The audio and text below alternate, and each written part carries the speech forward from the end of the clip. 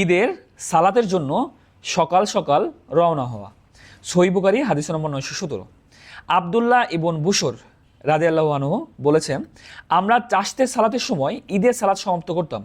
মানে চাশতের নামাজের যখন সময় হতো তখন আমাদের ঈদের সালাত সমাপ্ত হয়ে যেত। সুলেমান ইবনু হারফ রহমতুল্লাহ আলাইহ বারা ইবনু আজিব রাদিয়াল্লাহু আনহু থেকে বর্ণিত, তিনি বলেন, নবী সাল্লাল্লাহু আলাইহি সাল্লাম কুরবানির দিন আমাদের উদ্দেশ্যে খুতবা দিতেন। তিনি বলেন, আজকের দিনে আমাদের প্রথম কাজ হলো সালাত আদায় করা, তারপরে ফিরে এসে কুরবানি করা। যে ব্যক্তি এরূপ করবে সে আমাদের নিয়ম পালন করলো। যে ব্যক্তি সালাতের আগে জবে করবে তা শুধু গোস্তের জন্যই বা গোস্তের উদ্দেশ্যেই করা হবে, যা সে পরিবারের জন্য তাড়াতাড়ি করে ফেলেছে। কুরবানির সাথে এর কোনো সম্পর্ক নেই। তখন আমার মামা আবু বুরদা ইবনু নিয়ার রাদিয়াল্লাহু আনহু দাঁড়িয়ে বললেন, ইয়া রাসূলুল্লাহ, আমি তো সালাতের আগেই জবে করে ফেলেছি, তবে এখন আমার নিকট এমন একটি মেষ শাবক আছে যা মুন্নিসা, মেষের চাইতে উত্তম।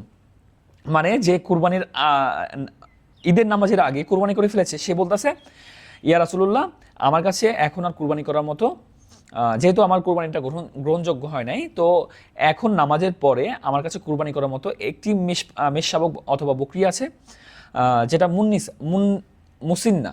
মুসিন্না অর্থ যে এটা 1 বছর পার হয়ে আরও 1 মাসে পড়েছে বা 1 বছর পার হয়েছে। আরও 1-2টা হাদিসে বলা হয়েছে যে সেই বকরিটার বয়স ছিল 6 মাস।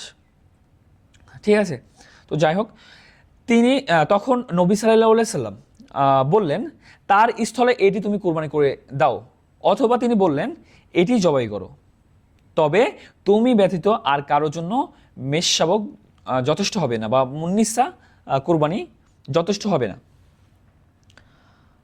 তো রাসূল সাল্লাল্লাহু আলাইহি সাল্লাম যে অনুমতিটা তাকে দিয়েছেন শুধু তার জন্যই ছিল, পরবর্তীদের জন্য বা আর কারোর জন্য এই অনুমতি ছিল না, বা এই ধরনের কুরবানি যথেষ্ট হবে না বলেছেন রাসূল সাল্লাল্লাহু আলাইহি সাল্লাম। আর সবাইকে এই হাদিস অথবা রাসূল সাল্লাল্লাহু আলাইহি সাল্লামের কাছ থেকে যা আসছে অথবা আল্লাহর কাছ থেকে যা আসছে সব কিছু মেনে চলার এবং গ্রহণ করার তৌফিক দান করুক। সবাই 5 ওয়াক্ত নামাজ পড়বেন। আল্লাহ হাফেজ।